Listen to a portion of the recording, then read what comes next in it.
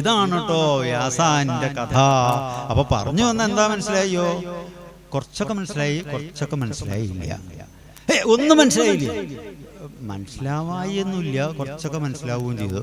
എന്താ മനസ്സിലായി? ഇതൊന്നും മനസ്സിലാവില്ല എന്നാക്കി മനസ്സിലായത്. അങ്ങനെയാണല്ലോ അല്ലേ?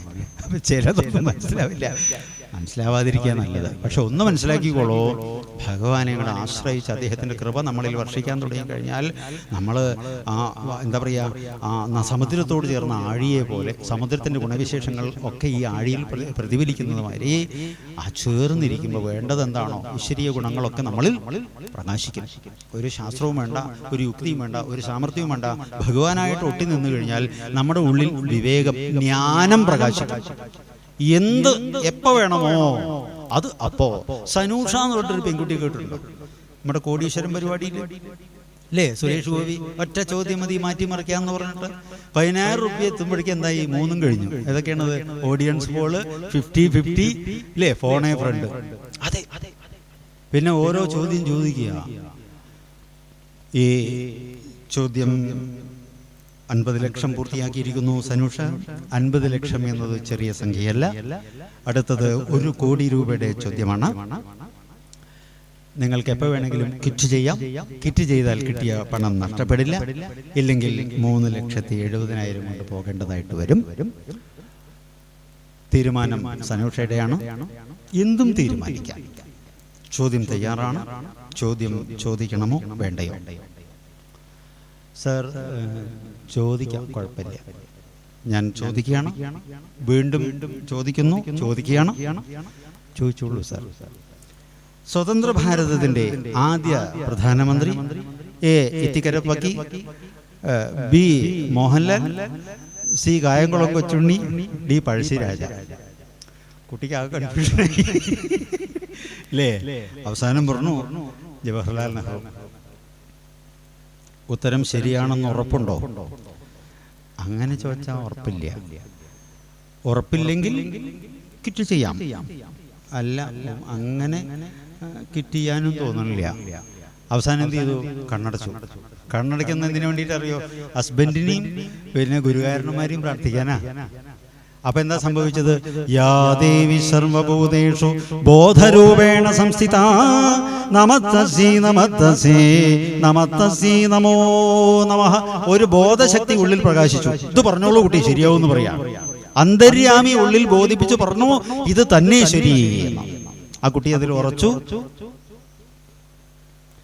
കുട്ടി പറഞ്ഞ ഉത്തരം ശരിയാണ്. ആലോചിച്ചു നോക്കൂ. അപ്പോ ഒരു ശരി നമ്മുടെ ഉള്ളിലുണ്ടെന്നുള്ള കാര്യം ഉറപ്പല്ലേ? നമ്മൾക്ക് എന്തുകൊണ്ടാണ് അതിനെ പിടികിട്ടാത്തത്? നമ്മളിൽ ആശയ തെളിച്ചമുണ്ടാവുന്നില്ല. ധർമ്മത്തിന്റെ ഭാഗത്തോ സത്യത്തിന്റെ ഭാഗത്തോ എന്തൊക്കെയോ ചില കൂട്ടിക്കലർത്തലുകളും വെള്ളം ചേർക്കലും ഉണ്ടായോ എന്ന് സംശയിക്കേണ്ടിയിരിക്കുന്നു. ഇതൊന്നും ഇല്ലെങ്കിൽ സത്യമാണ്. അങ്ങനെ ആ നാരദര് സ്വാനുഭവം പറഞ്ഞു കൊടുത്തു. ഭഗവാൻ വേദവ്യാസൻ ആ ഭാഗവതം രചിച്ചു. അതിൽ ഭക്തിയും ജ്ഞാനവും അതുപോലെ വൈരാഗ്യവും തത്വകഥനവും അടങ്ങുന്ന, തത്വബോധവും അടങ്ങുന്ന അതിദിവ്യമായിട്ടുള്ള ശാസ്ത്രം പഠിപ്പിച്ചു. എഴുതിയപ്പോൾ അദ്ദേഹത്തിൻ്റെ ഉള്ളിൽ തോന്നിയത് ഇത് ആർക്ക് പഠിപ്പിക്കണം എന്നാണ്. അങ്ങനെയാണല്ലോ, നല്ലൊരു സാധനം ഉണ്ടാക്കി കഴിഞ്ഞാൽ ആർക്ക് കൊടുക്കണം എന്നാണ്. അപ്പൊ ഇതിനുള്ളൊരു യോഗ്യത വേണം. സത്യത്തിൽ ഈ ഓപ്പൺ യൂണിവേഴ്സിറ്റി സമ്പ്രദായത്തിൽ കണ്ടമാനം എല്ലാവർക്കും എല്ലാം പഠിപ്പിക്കുന്നതിനോട് നമുക്ക് വിയോജിപ്പുണ്ട് കേട്ടോ. കാരണം അർഹതയില്ലാത്ത ആളുകളിൽ ഗൂഢമായിട്ടുള്ള ചില വിദ്യകളും ടെക്നിക്കുകളും പഠിഞ്ഞു കഴിഞ്ഞാൽ അത് അനർത്ഥത്തിന് കാരണമാകും. ശരിയല്ലേ? പക്വതയുള്ളവന്റെ കയ്യിലായിരിക്കണം ചില വിഷയങ്ങളൊക്കെ എത്തേണ്ടത്. അല്ലെങ്കിൽ അത് ഒരുപാട് അനവസരത്തിൽ ചെലവാക്കി തകരാറാക്കി കളയും. ഇപ്പൊ പ്രശ്നം വിപ്പുകാരാ പലരും. മര്യാദയ്ക്ക് ചിരിച്ചുകൊണ്ട് പോകുന്ന ഒരാളിനെ പ്രശ്നം ഉണ്ടാക്കിയിട്ട് വിടുന്ന രീതികളാണ്. സത്യത്തിൽ ഇത് പ്രാശ്നികൻ എന്നത് ചെറിയ കാര്യമില്ല കേട്ടോ, നല്ലൊരു ശാസ്ത്രമാണ്. ദൈവജ്ഞൻ എന്നല്ലേ പറയാ അല്ലേ? ജ്യോതിഷം ചെയ്യുന്ന ആളുകൾ എന്താ പറയുക? ദൈവജ്ഞനാണ്. കാരണം ഭഗവാന്റെ വായായിട്ട് പ്രവർത്തിക്കുന്ന ആളുകളാണ്. പക്ഷെ അതിലൊക്കെ ഇതൊക്കെ ചെയ്യുമ്പോൾ ഒരുപാട് വിഷമങ്ങൾ വരുന്നു എന്ന് പറയണം. അതുകൊണ്ട് ഈ ദിവ്യമായിട്ടുള്ള ശാസ്ത്രം തോന്നിയവർക്ക് കൊടുക്കാൻ പാടില്ല. ആർക്കാണ് അത് കൊടുക്കേണ്ടതെന്ന് അദ്ദേഹം ചിന്തിച്ചപ്പോൾ അതിന് എല്ലാം യോഗ്യത തികഞ്ഞ ആൾ തൻ്റെ പുത്രനാണ്. അങ്ങനെ പുത്രനായിട്ടുള്ള ശുകനെ വിളിച്ചു, പുത്രാന്ന് വിളിച്ചു. പുത്രാന്ന് വിളിച്ചപ്പോൾ എന്താ ചെയ്തത്? യം പ്രംവ്രജന്തമനുപേതമപേതകൃത്യം ദ്വൈപായനോ വിരഹാതര ആജുഹാവ പുത്രേതി തന്മയതയാ തരവോപനീതുസ്തം സർവഭൂതഹൃദയം മുനിം ആനതോസ്മേ. ആ ബ്രഹ്മാനുഭവത്തിൽ നിഷ്ഠനായിരുന്നത് കൊണ്ട് അദ്ദേഹത്തിന് പകരം വിളി കേട്ടത് അദ്ദേഹം ആയിരുന്നില്ല, വൃക്ഷമാണ്. വൃക്ഷങ്ങൾ വിളി കേട്ടു എന്നാണ്. അതെങ്ങനെ സാധിക്കുക? സാധിക്കും എന്നാണ്. കാരണം എല്ലാമായി തീരിക്കുന്ന ആത്മാവ് ഒന്നേയുള്ളൂ എന്ന് ആ ഉറപ്പ് വന്നാൽ എന്തായി? എന്തിലൂടെ വേണമെങ്കിലും പ്രവർത്തിപ്പിക്കുവാൻ സാധിക്കും. ഇതിന് ചെറിയൊരു ഉദാഹരണം പറയാം. നിങ്ങളിലൊക്കെ ഈ ശക്തി വിശേഷമുണ്ട്, പക്ഷെ നിങ്ങൾ അറിയുന്നില്ല.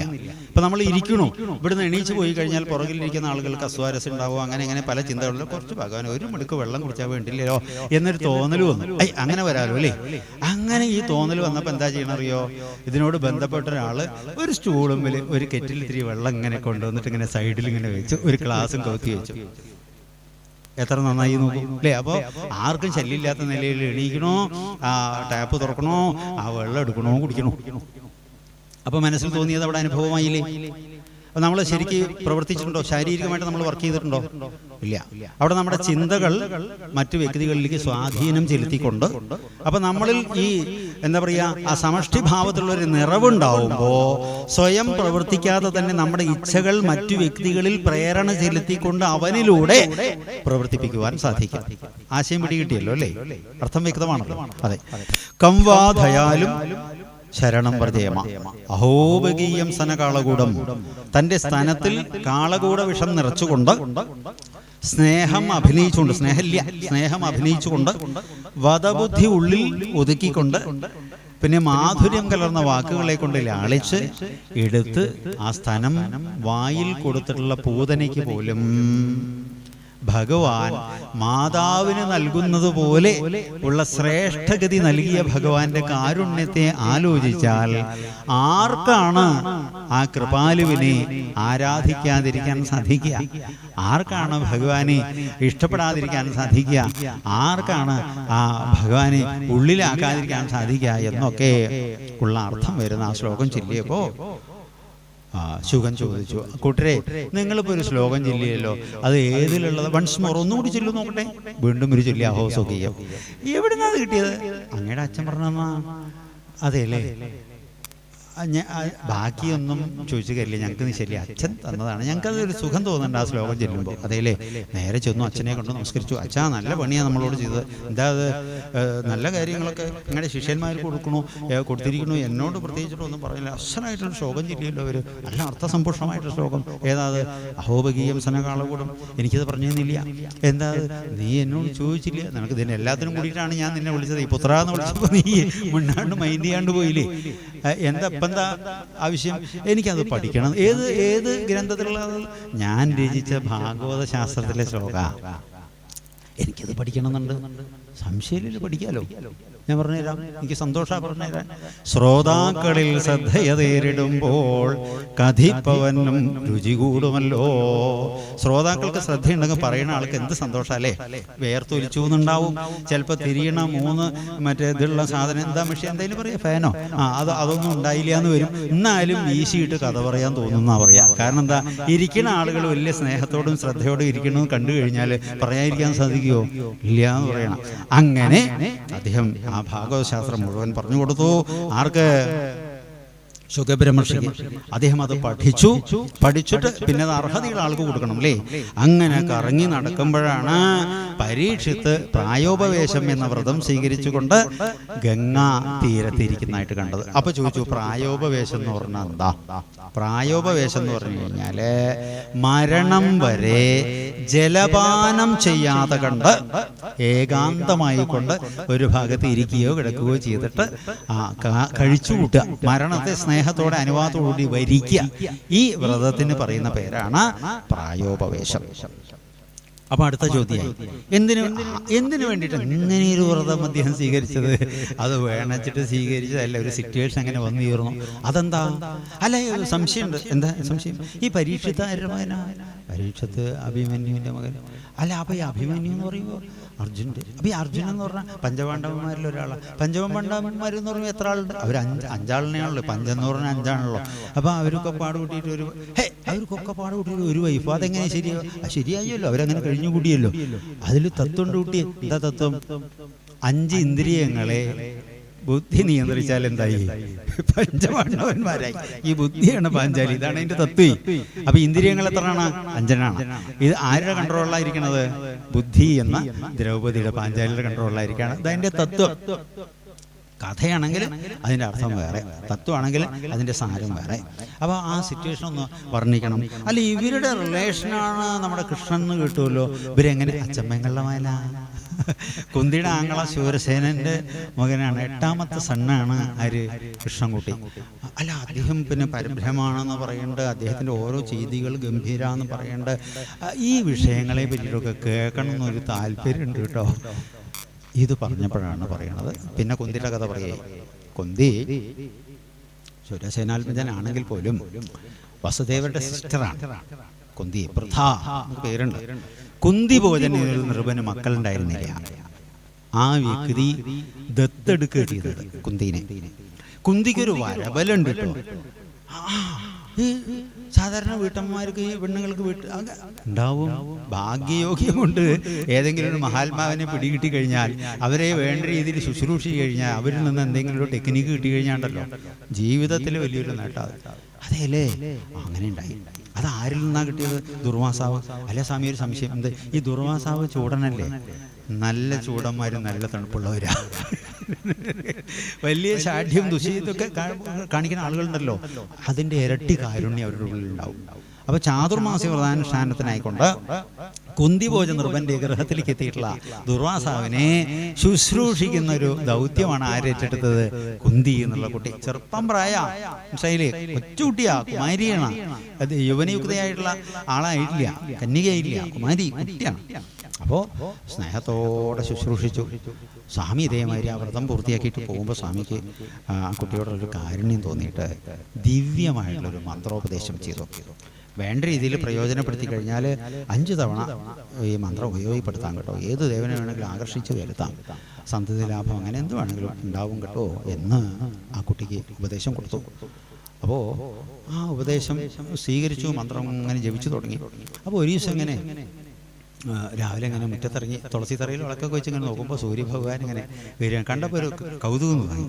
ശ്ലോകം ചൊല്ലി, സൂര്യസുന്ദര ലോകനാഥം വേദാന്തസാരം ശിവം ജ്ഞാനം ബ്രഹ്മോയം സുരേഷമൂലം ലോകയുക്തം സ്വയം ഇന്ദ്രാതി നരാധിപസ്വരൂപം ത്രൈലോക ചൂടാമണിയും ബ്രഹ്മാവിഷ്ണു ശിവസ്വരൂപൃതയും വന്ദേ സദാഭാസുര ഭഗവാനെ ആദിത്യായ നമ്മ ആകർഷയ. കുറച്ച് കഴിഞ്ഞ് ഇങ്ങനെ കണ്ണിങ്ങനെ ചിമ്പി കണ്ണ് തുറന്നു നോക്കുമ്പോൾ സൂര്യൻ്റെ മുമ്പിൽ നോക്കണം. അല്ല, ഇതെന്താ അങ്ങനെ? കുട്ടിയെ ആകർഷിച്ച് വരുത്തി വിളിച്ചല്ലോ. അപ്പം ഞാൻ അങ്ങോട്ട് വന്ന സോറി കേട്ടോ, ഞാൻ വെറുതെ വിളിച്ച. അങ്ങനെ പാടില്ല, ദേവന്മാരെ അങ്ങനെ വെറുതെ വിളിക്കാൻ പാടില്ല. എന്താ പറയണത്? അങ്ങനെ നിനക്ക് മന്ത്രം എന്നുള്ള സ്വാമീനെ ശപിക്കും ഞാൻ പോകും. അത് വയ്യ. ഇപ്പം അവനവനെ തന്നെ ശിക്ഷിച്ചാലും വേണ്ടില്ല, തന്നെ കാരുണ്യപൂർവ്വം തനിക്ക് മന്ത്രം തന്നിട്ടുള്ള മഹാത്മാവിനെ ശപിക്കരുത് എന്ന് പറഞ്ഞിട്ട് സൂര്യഭഗവാനെ സ്വീകരിച്ചു. അതിൽ വിവാഹത്തിന് മുമ്പ് ഒരു കുഞ്ഞ് ജനിച്ചു. അദ്ദേഹത്തിൻ്റെ വിശേഷമായിട്ടുള്ള അനുഗ്രഹം കൊണ്ട് ആ കന്യകത്വം നഷ്ടപ്പെട്ടില്ല. ആ കുട്ടി കർണൻ. അതിനെ ആ നദിയിലൊരു പെട്ടിയിൽ ഭംഗിയായിട്ട് പാക്ക് ചെയ്തിട്ട് ഒഴുക്കി വിട്ടു. അപ്പോൾ ഉള്ളിൽ പശ്ചാത്താപം ഉണ്ടായിട്ടോ. ഏൽപ്പിച്ചു. ആരെ ഏൽപ്പിച്ചു? അമ്മ ഏൽപ്പിച്ചു. കാരണം പൂർവ്വജന്മത്തിൽ ഞാൻ വേണ്ട രീതിയിൽ ഭവാനി നിന്നെ ധ്യാനിച്ചിട്ടുണ്ടാവില്ല. അതുകൊണ്ടാണ് ഈ വേർപാടിൻ്റെ ദുഃഖവും മറ്റുമൊക്കെ എനിക്ക് വരേണ്ടതായിട്ട് വന്നത്. ഇനി അത്തരം ബുദ്ധി തോന്നാതിരിക്കട്ടെ, എനിക്ക് നിന്നെ ആശ്രയിക്കാൻ തോന്നട്ടെ, അനുഗ്രഹിക്കണം, ഈ കുട്ടിയെ അമ്മ തന്നെ നോക്കണം കിട്ടുമോ എന്ന് അമ്മയോട് ജഗദമ്പയോട് പ്രാർത്ഥിച്ചിട്ട് ആ കുഞ്ഞിനെ ഒഴുക്കി വിട്ടു. അതിരഥൻ എന്നുള്ളൊരു വ്യക്തിക്ക് കിട്ടി. അദ്ദേഹത്തിന് അവസാനം അർദ്ധസിംഹാസനത്തിന് യോഗ്യനായിട്ടുള്ള സാമന്ത രാജാവ് അല്ലേ, ഒരു രാജാവായിട്ട് തന്നെ, രാജാവിൻ്റെ തോഴനായിട്ട് തന്നെ മാറി. ദുര്യോധനൻ എന്ന മഹാരാജാവിൻ്റെ തോഴനായിട്ട് തന്നെ മാറി. അപ്പോൾ ചോദിച്ചു, ദുര്യോധനൻ ആരാണെന്ന് ചോദിച്ചു. ധൃതരാഷ്ട്ര മഹാരാജാവിൻ്റെ മക്കളിൽ മൂത്തവനാണ് ദുശാസന. അങ്ങനെ കുറേ ഉണ്ട്, 100 എണ്ണം ഉണ്ട്. ഒരു പെങ്ങളൂട്ടിയുണ്ട്, ദുശ്ശള. സാധനം ഉണ്ട്. എന്നൊക്കെ പറഞ്ഞു. എന്താ എന്ന് പറഞ്ഞത്? 100 ഉണ്ട് പറഞ്ഞിട്ട് കാര്യമില്ല, ഒന്നും ഒരു വായിക്കും കൊള്ളാത്ത അന്തവും ഒന്നും ഇല്ലാത്ത ജന്തുക്കളാണെന്ന് പറഞ്ഞു.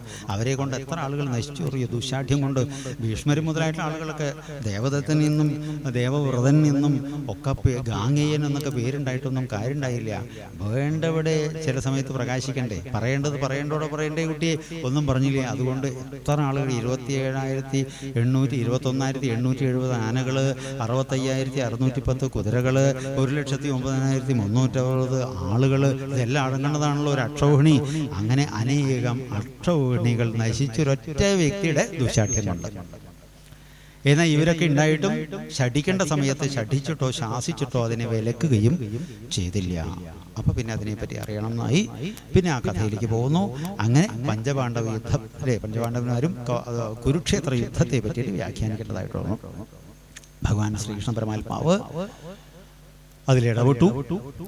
പരമാവധി ദൂതനയുമായി പ്രയത്നിച്ചു, മാക്സിമം പരിശ്രമിച്ചു. ഈ ശാഠ്യത്തിന്റെ മുമ്പിൽ അത് രാമായണത്തിൽ ഒരു ചൊല്ലുണ്ട്. എന്താണ് ആ ചൊല്ലറിയോ? നമുക്ക് ആ ഭാഗം ഒന്ന് സ്മരിക്കാം. എന്താണത്? ആപത്തു വന്നിടുന്ന കാലത്ത്, ആപത്തു വന്നങ്ങടുത്തിടുന്ന കാലത്ത് ശോഭിക്കയില്ലടോ സജ്ജനഭാഷിതം. അപ്പൊ ഒരു വ്യക്തിക്ക് ഗുരുത്തക്കേട് ചെയ്യാൻ തോന്നണമെങ്കിൽ, ആരെങ്കിലും വിലക്കിയാലും അവൻ അനുസരിക്കില്ല എങ്കിൽ എന്ത് മനസ്സിലാക്കണം? പെടാരായി അല്ലേ?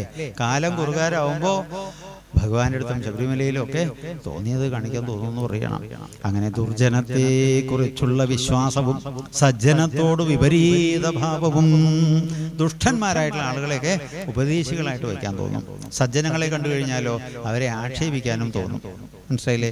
ദേവദ്വിജ ധർമ്മവിദ്വേഷവും പൂർവ്വബന്ധുക്കളിൽ വാച്ചോരു വൈരവും വർദ്ധിച്ചു വർദ്ധിച്ച് വംശനാശത്തിന് കർത്തൃത്വവും തനിക്കായി വന്നുകൂടുമേ. അപ്പൊ ഈ സാധനം ഇല്ലാണ്ടാവാനുള്ള ലക്ഷണമാണ് എന്ത്? വേണ്ടാത്തവിടേക്ക് പോയി കൈവയ്ക്കും. മാനിക്കേണ്ട ആളുകളെ മാനിച്ചില്ല എന്ന് മാത്രമല്ല, അവമാനിക്കും. അപ്പൊ എന്തായതിനർത്ഥം? ഇല്ലാതാവാനുള്ള സാഹചര്യങ്ങൾ ഒരുങ്ങണോ എന്ന് ബുദ്ധിമാന്മാര് മനസ്സിലാക്കണം എന്ന് പറയണം. അങ്ങനെ വേണ്ടാത്തതിനൊക്കെ വാസന തോന്നി. ഭഗവാൻ ഇടപെട്ട് അറിയിച്ചിട്ട് പോലും അതിനെ തിരുത്താൻ സാധിച്ചില്ല. അവസാനം എല്ലാം പോയി. ആ ഘട്ടത്തിൽ അതിനു മുമ്പായിട്ട് ഉത്തരയുടെ ഗർഭത്തിൽ ഉണ്ടായ ആളാണ് പരീക്ഷിത്. അപ്പൊ ചോദിച്ചു, എന്താ ഈ പരീക്ഷിത് എന്ന് പേര് വരാൻ കാരണം? അതേ വിഷ്ണുരാധൻ എന്നാണ് അദ്ദേഹത്തിന് പേരിട്ടത്. പത്മഹൂതത്തിൽപ്പെട്ടിട്ട് അച്ഛൻ പോയി. പിന്നെ അശ്വത്ഥാമാവ് ചെറിയൊരു പ്രശ്നം ഒപ്പിച്ചു. ആരായ അശ്വത്ഥാമാവ്? ആളൊക്കെ കേമനാ, ദ്രോണാചാര്യരുടെ മകനാ, കയ്യിലിരുന്നു ആ വടക്ക. അതെന്താ? ദുര്യോധനൻ തന്റെ വലിയ പ്രഭുവാണ്, വലിയ ഫ്രണ്ടുവാണെന്നും പറഞ്ഞിട്ട് യുദ്ധത്തിൽ ഭീമന്റെ അടി കൊണ്ടിട്ട് തൊട പിളർന്നിട്ട് ആ മരണം കാത്ത് കിടക്കുന്ന സന്ദർഭം വല്ലാത്തൊരു വലിച്ചുകൊണ്ട് എടുക്കണം, ശ്വാസം വലിച്ചിട്ടേ. ഇതിന്റെ ഇടയിൽ ഇദ്ദേഹത്തിനെ ഒന്ന് സന്തോഷിപ്പിക്കണമല്ലോ എന്നുള്ള നിലയിൽ ആ യുദ്ധകളത്തിൽ ഉറങ്ങിക്കിടക്കുന്നതായിട്ടുള്ള പാഞ്ചാലി പുത്രന്മാരെ കണ്ടപ്പോ അവരുടെ ശിരസ്സൊക്കെ അറുത്തിട്ട് വലിയൊരു ബിഗ് ഷോപ്പറിൽ ഇട്ടിട്ട് കൊണ്ടുപോയിട്ട് ദുര്യേട്ടാ എന്ന് പറഞ്ഞു. അപ്പൊ ഇവര് എണീക്കാൻ വയ്യ. കണ്ണിങ്ങനെ വിളിച്ചു നോക്കിയപ്പോ ചോര വെട്ടുന്നൊരു കുട്ടി സഞ്ചിയ. എന്തടോ അങ്ങക്ക് ഹാപ്പി ആവാനുള്ളൊരു വകുപ്പുണ്ട് പറഞ്ഞു. ഞാൻ പോകുമ്പോൾ പാഞ്ചാലിയുടെ കുട്ടികൾ കിടന്നുറങ്ങുക, ഞാൻ അവരുടെ തലയൊക്കെ അങ്ങോട്ട് അർത്ഥം പറഞ്ഞു. ബലേബേഷ് പറയുന്ന വിചാരിച്ച് മൂപ്പര് വ്യഞ്ജനാക്ഷരം പറഞ്ഞു. കേട്ടവനെ എണീക്കാൻ വയ്ക്കുകയാണെങ്കിൽ നിന്റെ അല്ല, അപ്പൊ ഞാൻ തേമാരി എടുത്തിരുന്നു പറഞ്ഞു. അദ്ദേഹം അത് പ്രതീക്ഷിച്ചില്ല. കാരണം എടോ, രഥം നഷ്ടപ്പെട്ടവൻ, ആയുസ്സിനു വേണ്ടി കേഴുന്നവൻ, ഭയപ്പെടുന്നവൻ, ആയുധം നഷ്ടപ്പെട്ടവൻ, നിരായുധൻ, ഉറങ്ങുന്നവൻ, ചിത്തഭ്രമമുള്ള ആൾ, ഇങ്ങനെയുള്ള ആളുകളെ വധിക്കാൻ ധർമ്മശാസ്ത്രം അനുവദിക്കുന്നില്ല. അവരെ ഭീരുകളാണ് ഭയപ്പെടുത്തുക. ധീരന്മാർക്ക് പറ്റിയ പണിയല്ല. എനിക്ക് നിന്നെ കാണണ്ട വേട്ടക്ക് കേട്ടവനെ എന്ന് ആക്ഷേപിച്ചു. അങ്ങനെ വഷളായിട്ട് അദ്ദേഹം ആ സ്വയംകൃതാനർത്ഥം കൊണ്ട് പോവുകയാണ്. ആര്? അശ്വത്ഥാമാവ്. ഈ വിഷയം അറിഞ്ഞപ്പോ ഭീമൻ പറഞ്ഞപ്പോൾ ഇങ്ങനെ കൊള്ളരുതാത്തവന്മാരെ ഒരുത്തനെ കൊന്നു കഴിഞ്ഞാൽ ഭൂമിയിൽ മറ്റുള്ള ആളുകൾക്ക് ശ്രേഷ്ഠത ഉണ്ടാകുന്നുവെങ്കിൽ അങ്ങനത്തവനെ ബാക്കി വെക്കാതിരിക്കുകയാണ് നല്ലത്, ഇല്ലാതാക്കണമെന്ന് പറഞ്ഞു. കൃഷ്ണൻകുട്ടി അവിടെ എത്തിയിട്ടുണ്ട്. എന്താ ഭീമേട്ടൻ പറഞ്ഞാൽ ശരി തന്നെയുണ്ടോ എന്ന് ഭഗവാൻ അഭിപ്രായം പറഞ്ഞു. ഇത് കേട്ടപ്പോൾ ഗാണ്ഡീവം എന്ന അസ്ത്രം എടുത്തിട്ട് യുദ്ധത്തിന് തയ്യാറായിക്കൊണ്ട് ഇറങ്ങി ആര്? പാർത്ഥൻ എന്ന വിജയൻ, അർജുനൻ. അപ്പൊ പാഞ്ചാലി പറഞ്ഞു, വിജയേട്ടാ അങ്ങയോടൊരു കാര്യം പറയാനുണ്ട്. അങ്ങപ്പോൾ പോകുന്നത് എന്തിനാണെന്ന് എനിക്ക് ഊഹിക്കാൻ സാധിക്കും. പോകണ്ടെന്ന് ഞാൻ പറയില്ല. പക്ഷേ ആത്മാവ് ഈ പുത്രഭവതി എന്നുണ്ടല്ലോ, ആത്മാവാണ് പുത്രനായിട്ട് വരുന്നതെന്നുണ്ടല്ലോ. അതുകൊണ്ട് പിന്നെ ദ്രോണൻ്റെ പുത്രനും സത്യത്തിൽ ദ്രോണന് സമനാണല്ലോ. ഗുരുപുത്രൻ ഗുരുവിനെ പോലെ എന്നാണല്ലോ പറയാം. അപ്പോൾ ആ കൃപി എന്ന ആ ദ്രോണൻ്റെ പത്നി അശ്വത്ഥാമാവിൻ്റെ അമ്മ. അപ്പം നമുക്ക് മക്കൾ നഷ്ടപ്പെട്ട ദുഃഖം എന്താണെന്ന് നമുക്കറിയുന്നുണ്ട്, നല്ലോണം അറിയുന്നുണ്ട്. പക്ഷേ ഈ ഒരു ദുഃഖം ഇനിയിപ്പോൾ ആ അമ്മയെ കൂടി അറിയിപ്പിക്കണോ? എന്നിട്ടിപ്പോൾ എന്താ, നമുക്ക് നഷ്ടപ്പെട്ട കുട്ടിയെ കിട്ടുമോ? എന്തായാലും ഒരു ലാഭമുള്ളത്. എനിക്കതിനോടൊരു യോജിപ്പ് തോന്നുന്നില്ല എന്ന് പറഞ്ഞപ്പോൾ അദ്ദേഹം ആലോചിച്ചു. അപ്പോഴും കൃഷ്ണൻ പറഞ്ഞു, ദ്രൗപദി പറഞ്ഞത് ശരിയാണ് കേട്ടോ. ദ്രൗപദിക്ക് കൃഷ്ണ എന്നൊരു പേരും കൂടിയുണ്ട്. കൃഷ്ണ പറഞ്ഞത് ശരിയാണോ എന്ന് പറഞ്ഞു. അപ്പോൾ ഈ രണ്ട് ശരികളും കൂടി ഇങ്ങോട്ട് ആലോചിച്ചു. ഒരു പുതിയൊരു ചിന്ത അർജുനിലുണ്ടായി. എന്താണത്? മാനികളെ അപമാനിക്കുന്നത് കൊല്ലണതിന് തുല്യ. അങ്ങനെ ഈ വിദ്വാനെ കൂട്ടിപ്പിടിച്ചിട്ട് കയ്യും കാലും ഒരെണ്ണത്തെ പോലെ, ആടിനെ പോലെ കയ്യും കാലും കൂട്ടിക്കെട്ടിയിട്ട് ശിരസ് ഇങ്ങനെ തല പഠിച്ചു. ഒരു ഭാഗം മുഴുവൻ പഠിച്ചില്ല കേട്ടോ, ഒരു സെക്ഷൻ ഇങ്ങോട്ട് പഠിച്ചു. വലിയ ഭംഗി ഉണ്ടാവില്ല അല്ലേ? ഇപ്പം നമ്മുടെയൊക്കെ തല ഒരു സൈഡ് മാത്രം പഠിച്ചാൽ എന്തിനാ പറ്റുക അല്ലേ? അതെ, അങ്ങനെ ഒരു സൈഡ് പഠിച്ചു. ഒരു മീശി എടുത്തു. ആ ശിരോരത്നം പിഴുന്നിട്ട്, ഞാൻ നിനക്ക് ആയുസിൻ്റെ ഭിക്ഷ തരികയാണ്, വൃത്തികെട്ടോ, കാണുന്നത് തന്നെ അസ്കതയാണ്, എവിടെയെങ്കിലും പോയി പഠിച്ചോളൂ എന്ന് പറഞ്ഞു ആക്ഷേപിച്ചു വിട്ടപ്പോൾ അവൻ്റെ ഉള്ളിൽ വലിയൊരു വേദനയും. ഈ ദുഷ്ടജനങ്ങൾക്കൊരു പ്രത്യേകത എന്തറിയോ? വൃശ്ചികസ്യ വിഷം പുച്ഛം മക്ഷികസ്യ വിഷം ശിരഃ തക്ഷകസ്യ വിഷം ദന്തേ സർവാംഗേ വിഷം ദുർജനാം. വൃശ്ചികസ്യ വിഷം പുച്ഛം. വൃശ്ചികം എന്ന് പറഞ്ഞാൽ തേള്. തേളിന് എവിടെ വിഷറിയോ? വാലിൽ. വൃശ്ചികസ്യ വിഷം പുച്ഛം മക്ഷികസ്യ വിഷം ശിരഃ. ഈച്ചയ്ക്ക് വിഷം എവിടെയാണ്? തലയിൽ. പിന്നെയോ തക്ഷകസ്യ വിഷം ദന്തേ. പാമ്പിന് വിഷം പല്ലില്.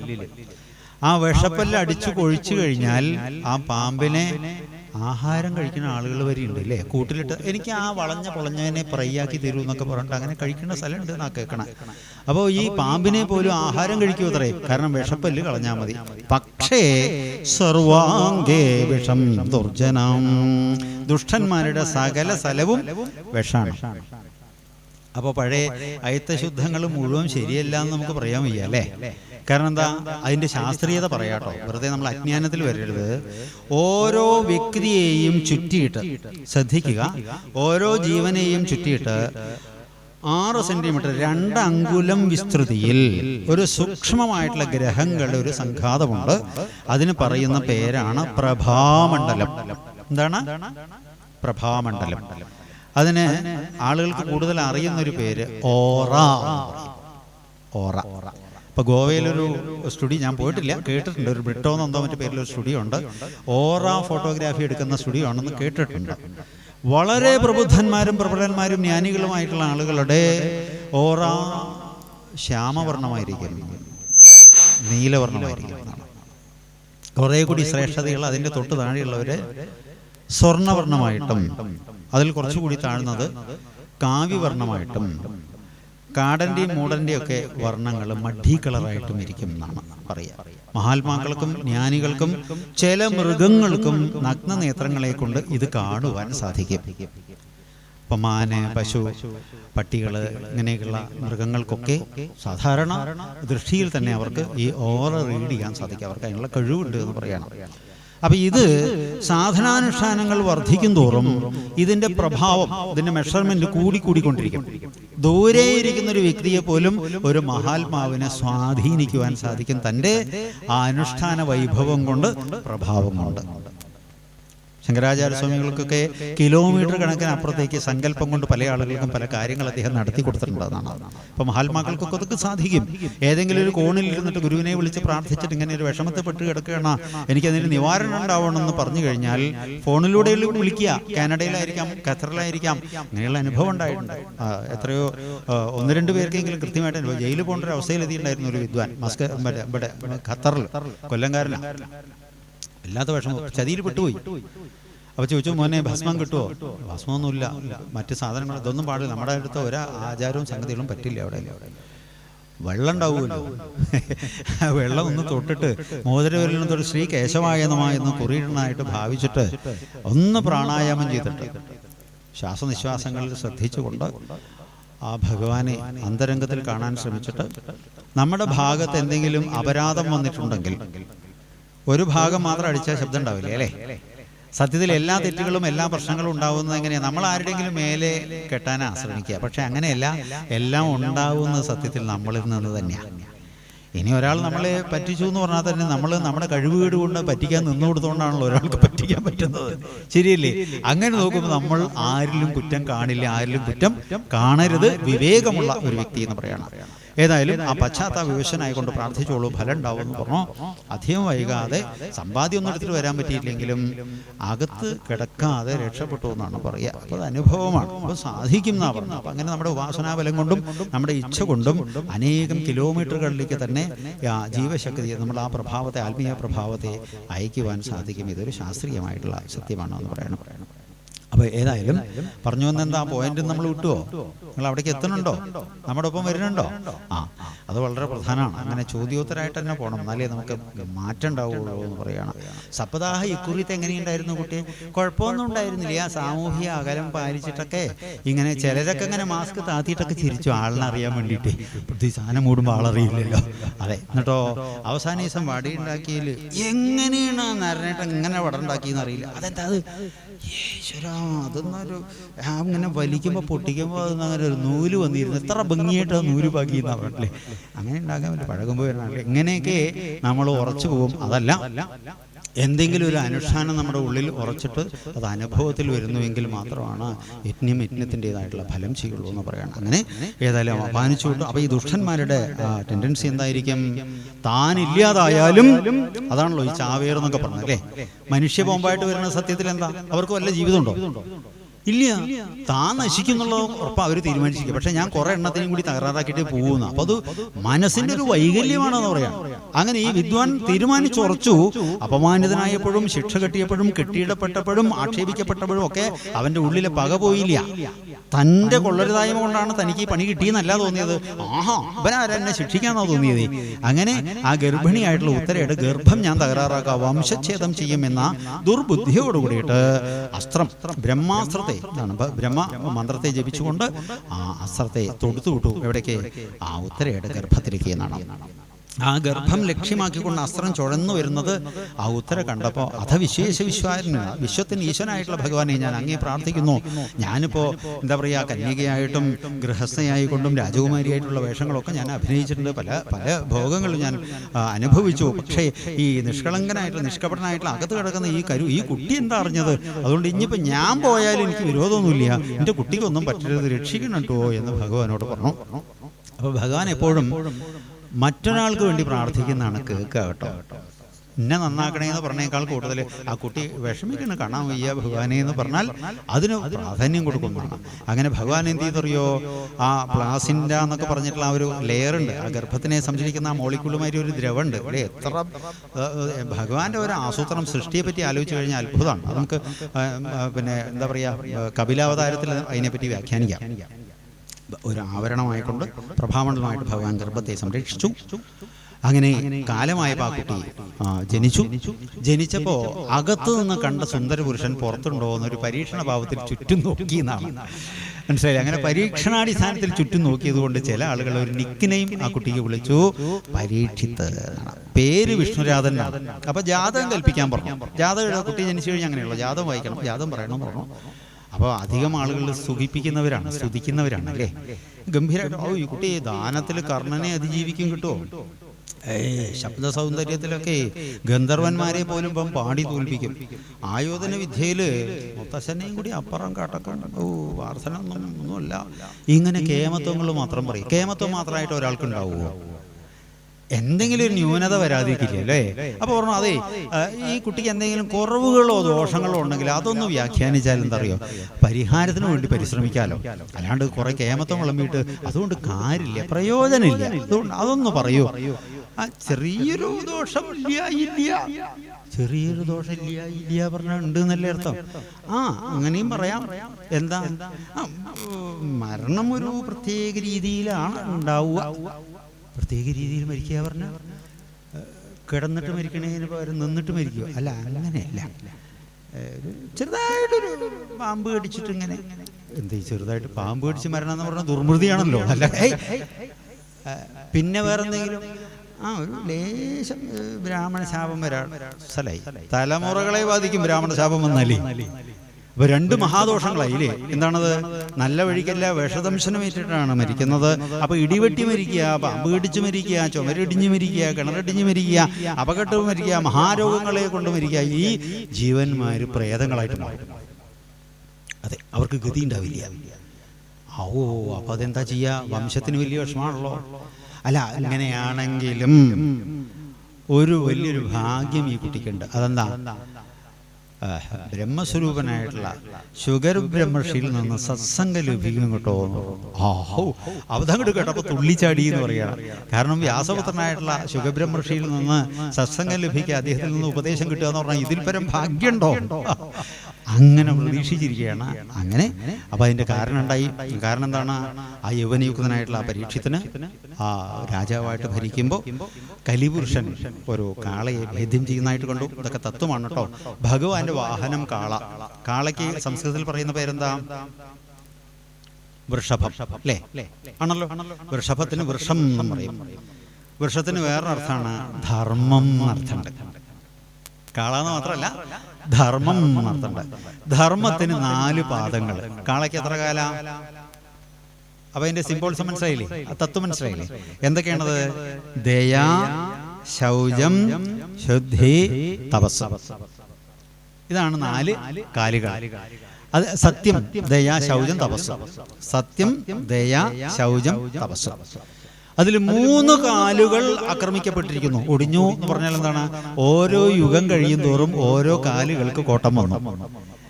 കോട്ടം വരാത്തൊരൊറ്റ കാല്, എപ്പോഴും കോട്ടം ഇല്ലാതിരിക്കുന്ന ഒരു കാലാണ് സത്യം.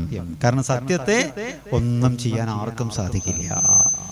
സത്യത്തിന്റെ ഒരു വൈശിഷ്ട്യം അതാണെന്ന് പറയണം.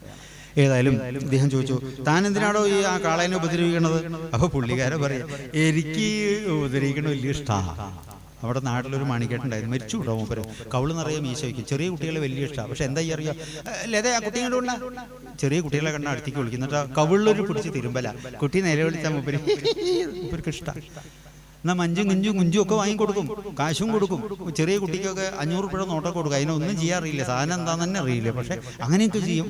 ഇഷ്ടക്കുറവുകൊണ്ടല്ല, പക്ഷെ പുള്ളിയുടെ ആനന്ദം അങ്ങനെ. കരയണ കണ്ടാ വലിയ ഇഷ്ടം. അതേമാതിരി കലിപുരുഷൻ പറയാ, എനിക്കൊരാളെ ഉപദ്രവിക്കുന്ന വലിയ ഇഷ്ടമാണ്. അദ്ദേഹം പറഞ്ഞത് എൻ്റെ നാട്ടിൽ ഞാൻ അനുവദിക്കില്ല, ഞാൻ രാജാവാണ്, അതുകൊണ്ട് തന്നെ ഇപ്പം ഞാൻ കഴുത്തുന്ന തല വേറെടുത്തു നോക്കും. അപ്പൊ കലിപുരുഷൻ സൂത്രക്കാരനാട്ടോ. അപ്പം ചോദിച്ചൊരു ചോദ്യം, രാജാവ് എനിക്കൊരു സംശയമുണ്ട്. എന്താ അത്? രാജാവ് എന്ന് പറഞ്ഞാൽ എന്താ അർത്ഥം എന്ന് അങ്ങേക്ക് അറിയോ?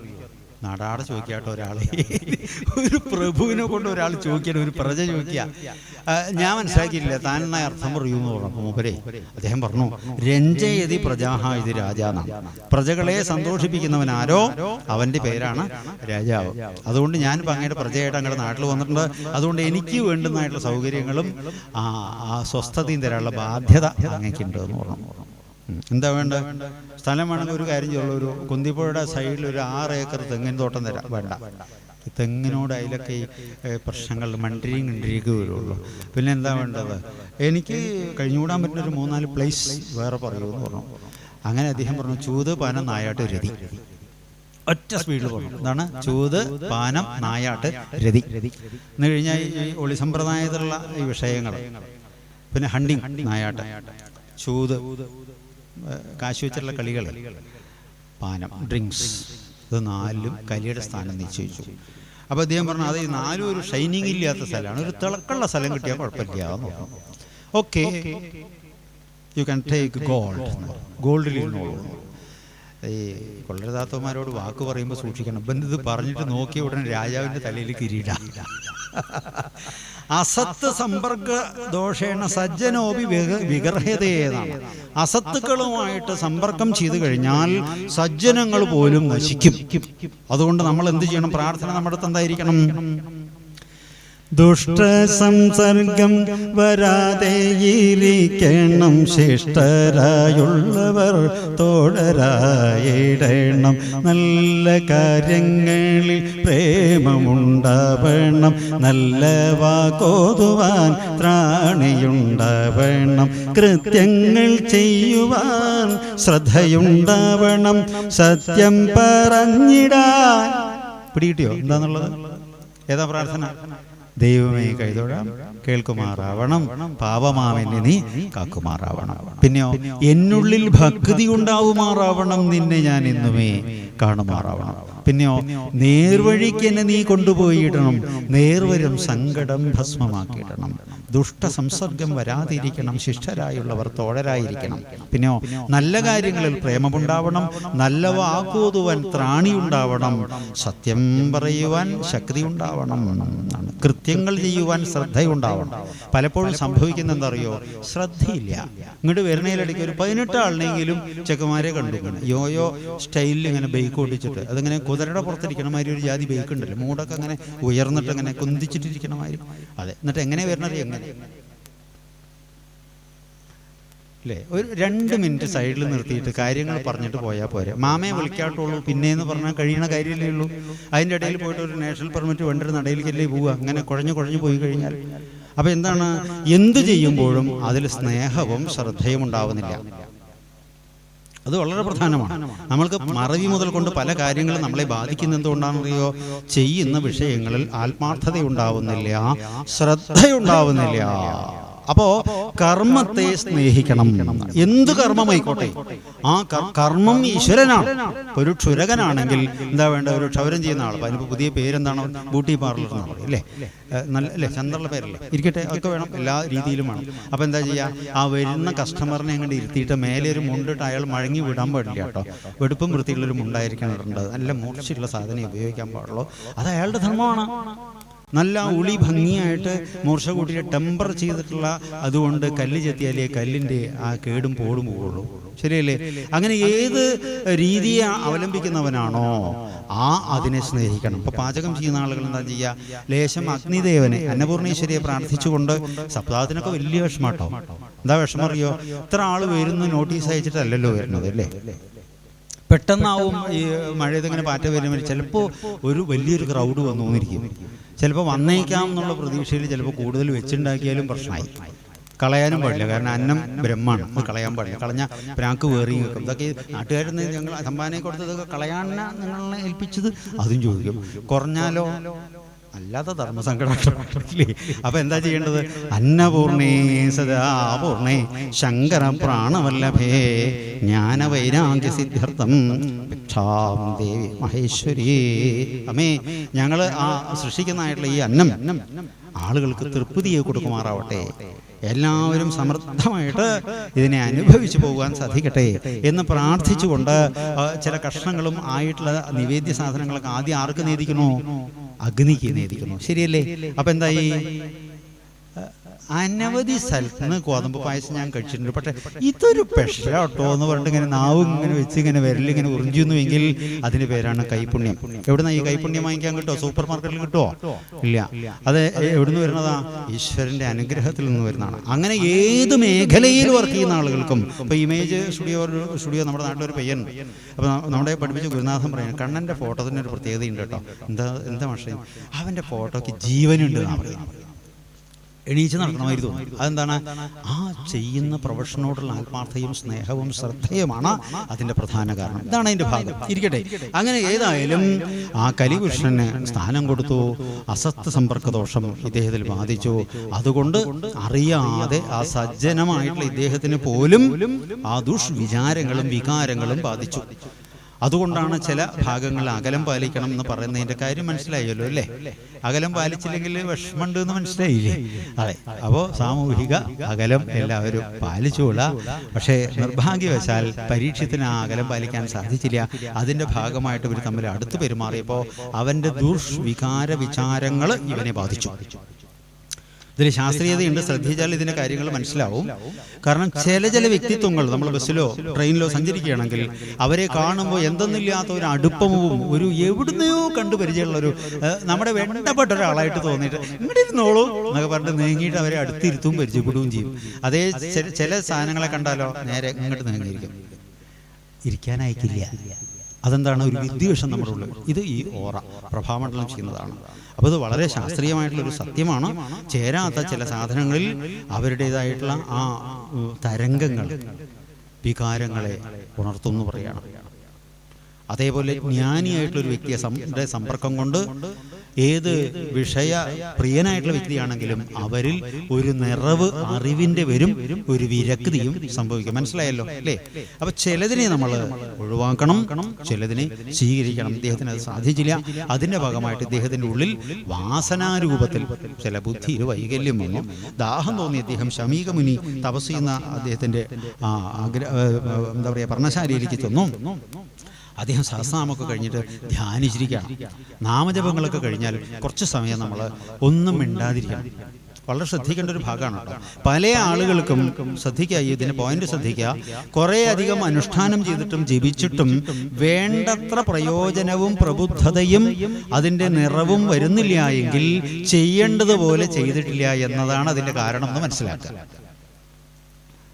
പ്രാർത്ഥിക്കാൻ ഒരു രീതിയുണ്ട്, ഒരു ശൈലിയുണ്ട്.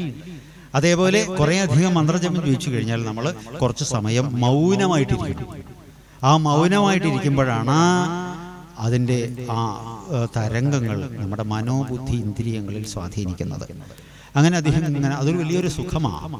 അങ്ങനെ ആ ഒഴിഞ്ഞ ആകാശത്തെയോ അല്ലെങ്കിൽ പരമീനുകൾ പോലെ ആസ്വദിച്ച് കളിക്കുന്നതായിട്ടുള്ള ജലാശയത്തിലെ ഓളങ്ങൾ അടങ്ങിയിട്ടുള്ള ജലാശയത്തിലെ മത്സ്യങ്ങളെയോ ആ ഉദിച്ചു വരുന്ന ആ ഭാനുമാനെ സൂര്യഭഗവാനെയോ ഒക്കെ നമുക്ക് ഭാവന ചെയ്യാൻ സാധിക്കും.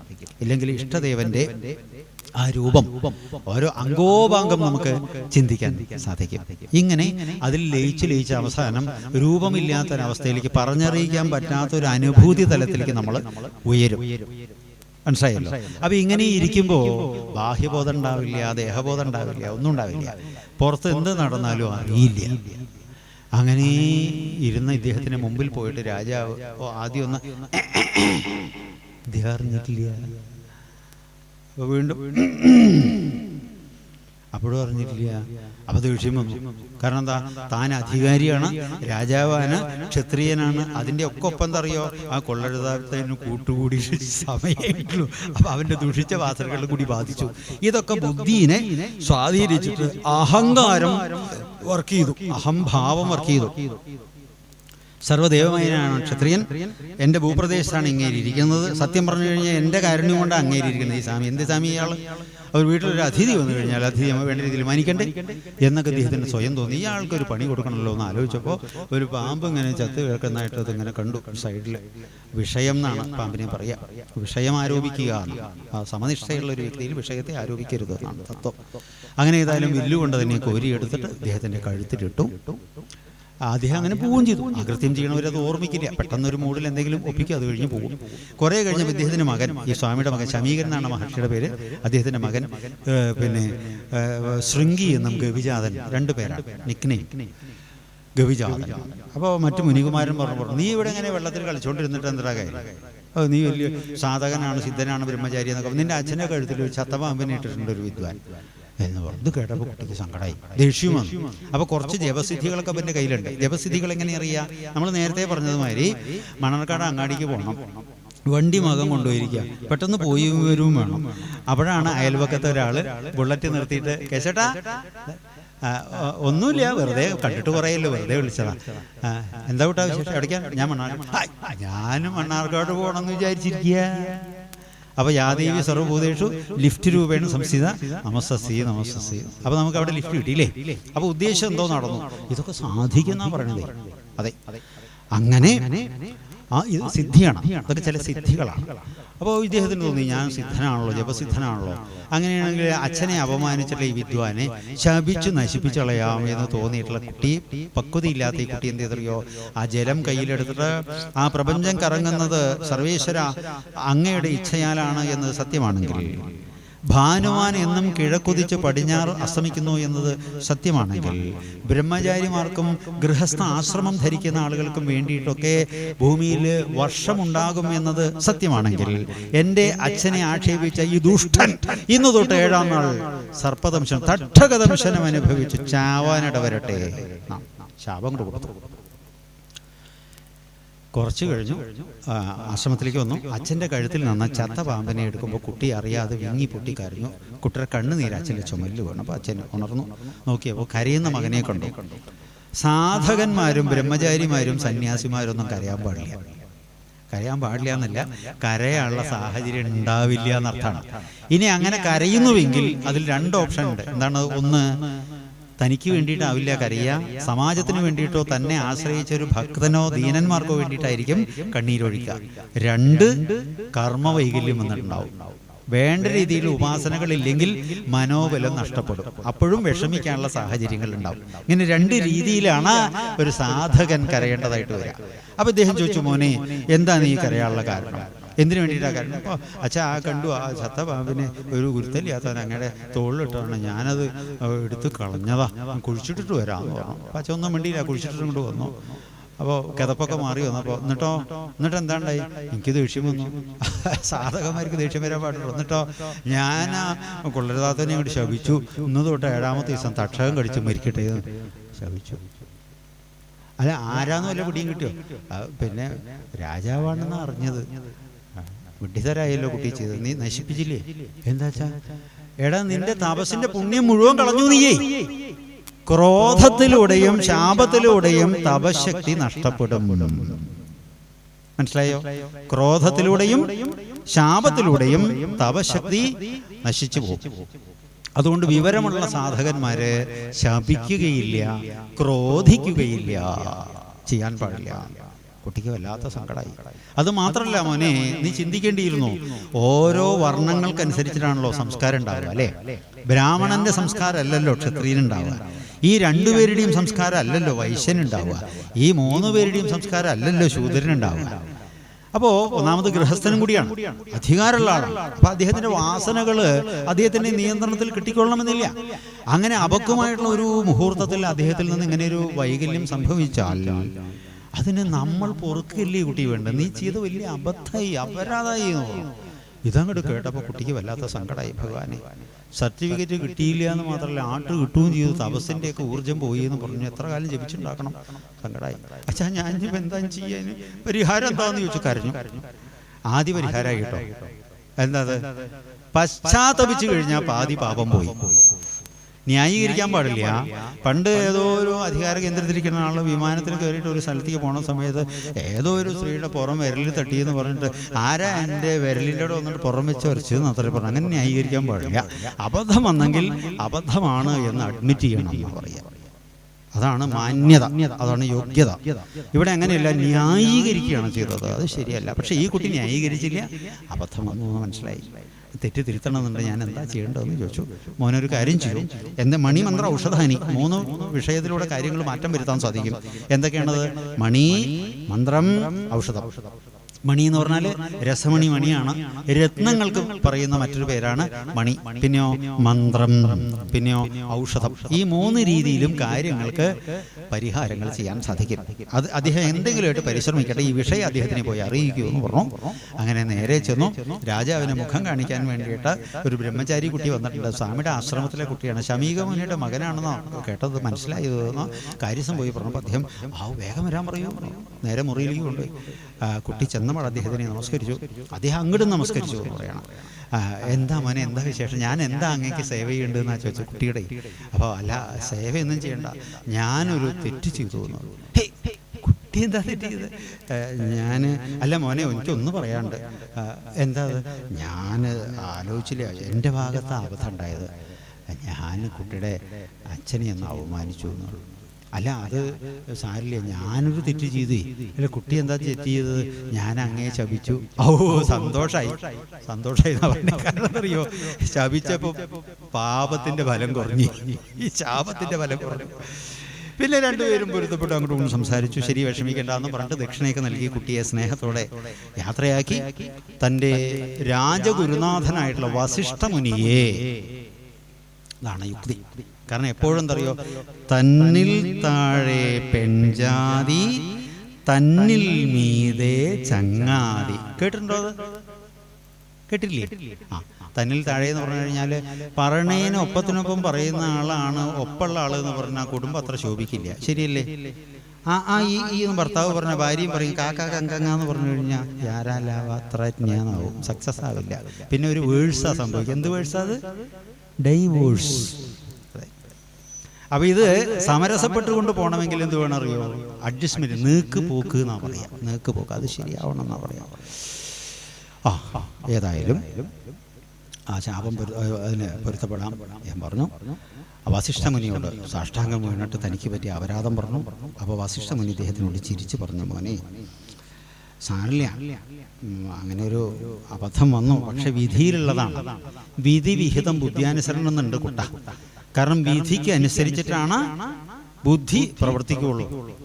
78ാം പിറന്നാളും ദിവസം കുഞ്ഞുണ്ണിയായ തലയിൽ തേങ്ങ വീഴണം എന്നൊരു യോഗം വിധി എഴുതി വെച്ചിരിക്കുക. പണിക്കാരുണ്ട്, മക്കളുണ്ട്, പേരക്കുട്ടികളുണ്ട്. ഈ പിറന്നാൾ ദിവസം ഇദ്ദേഹത്തിന് തന്നെ ഇല മുറിക്കാൻ പോകേണ്ട വല്ല കാര്യമുണ്ടോ?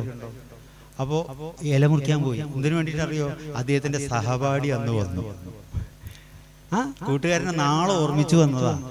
ആള് ഭോപ്പാലില്ല, നാട്ടിൽ വന്നപ്പോൾ എൻ്റെ തുണക്കാരൻ്റെ പിറന്നാളാണല്ലോ എന്ന് പറഞ്ഞിട്ട് കുറേ സാധനങ്ങളൊക്കെ കൊടുന്നു. അദ്ദേഹം എന്ത് പറഞ്ഞറിയോ? നമുക്ക് ഇലയിലും ഉണ്ടാവും ഞുണ്ണിയെന്നും പറഞ്ഞ് അദ്ദേഹം ഇലയിലും ഉണ്ടാൻ വേണ്ടിയിട്ട് പണിക്കാരെ ഏൽപ്പിച്ച് അദ്ദേഹം സ്വയം ഇല മുറിക്കാനായിട്ട് തെങ്ങിൻ്റെ ചുവട്ടിൽ വളരണ വാഴയിൽ നിന്ന്, നല്ല പൂവൻ വാഴയുടെ ഇല, അത് മാത്രമല്ല ആന്തരിക അവയവങ്ങൾക്ക് സുഖമാണ് കേട്ടോ.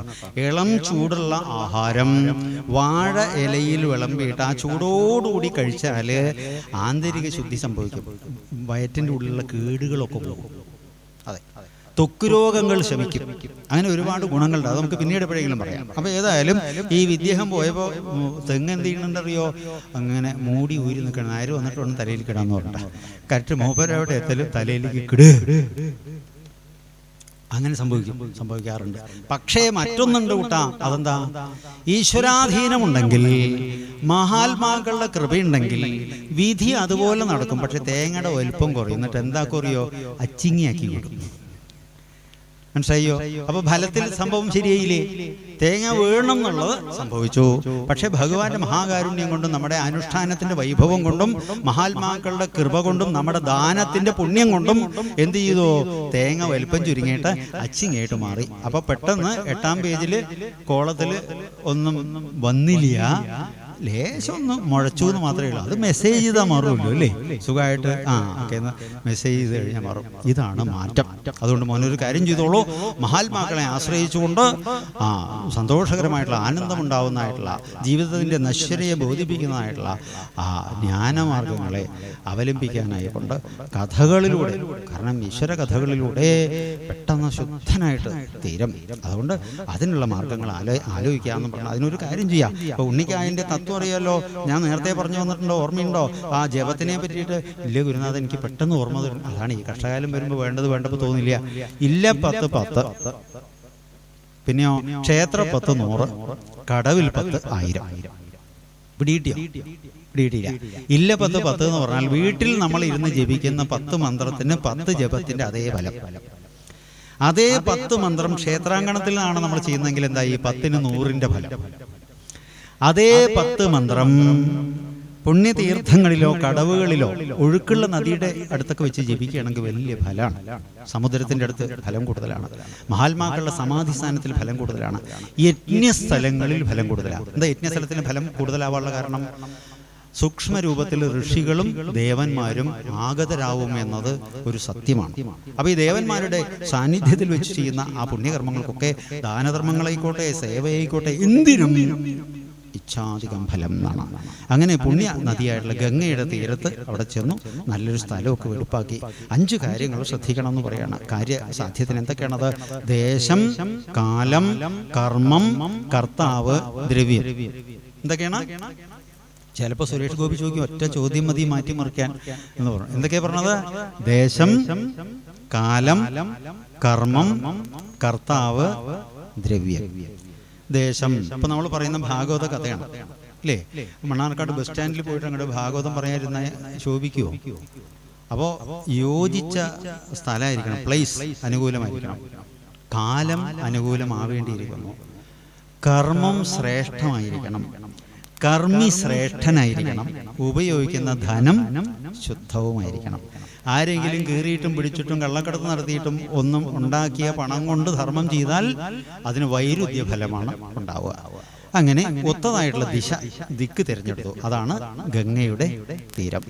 എന്നിട്ടോ മനസ്സിന് ഏകാഗ്രത കിട്ടാനായിക്കൊണ്ട് നമ്മൾ നേരത്തെ പറഞ്ഞിട്ടുള്ള ദിവ്യ സസ്യമായിട്ടുള്ള ആ ദർഭപുല്ലിനെ വിരിച്ചു. ദർഭാസനം എന്നാണ് ഇതിന് പറയുക. ദർഭാസനം, കുശാസനം, ഈ രണ്ടും ശ്രേഷ്ഠമായിട്ടുള്ള ആസനങ്ങളാണ്. എന്തൊക്കെയാണത്?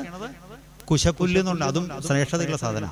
വലിയ വില. ഒരു സീറ്റിനൊക്കെ വടക്കൻ ഭാരതത്തിൽ കുംഭമേളൊക്കെ നടക്കുന്ന ഭാഗത്ത് പോയി സ്റ്റാൾ വെച്ചിട്ടുണ്ടാവും. 2500 രൂപയൊക്കെ ഉണ്ടാവും ഒരു ചെറിയ പുല്ലുമായിട്ട് ഒരു തകിടിക്ക്. പക്ഷേ വലിയ ഏകാഗ്രത കിട്ടും. ദർഭയിൽ നിന്നും നമുക്ക് അങ്ങനെ മടഞ്ഞുണ്ടാക്കിയിട്ട് അഗ്രഭാഗം കിഴക്കോട്ടാക്കിക്കൊണ്ട് അത് വെച്ച് ഇരുന്ന് കഴിഞ്ഞാൽ വലിയ ഏകാഗ്രത കിട്ടും പറയണം. ചെയ്യുന്ന മന്ത്രങ്ങൾക്ക് ഫലപ്രാപ്തി കൊടുക്കുന്നുണ്ടാവും. അങ്ങനെ ദർഭാസനം ഇട്ടിട്ട് പ്രായോപവേശം എന്നാണ് വ്രതം സ്വീകരിച്ച് അദ്ദേഹം ഇരുന്നു. അങ്ങനെ ഓരോ മഹാത്മാക്കൾ വരുമ്പോഴും അദ്ദേഹത്തിൻ്റെ ഉള്ളിൽ എന്തോ ഒരു കുറവ് പോലെ ഫീൽ ചെയ്തോ. അങ്ങനെ ഇരിക്കുമ്പോഴാണ് 19ാമത്തെ അധ്യായത്തിൽ ശുക ബ്രഹ്മർഷി വരുന്നു. ആ അധ്യായം വായിക്കാം.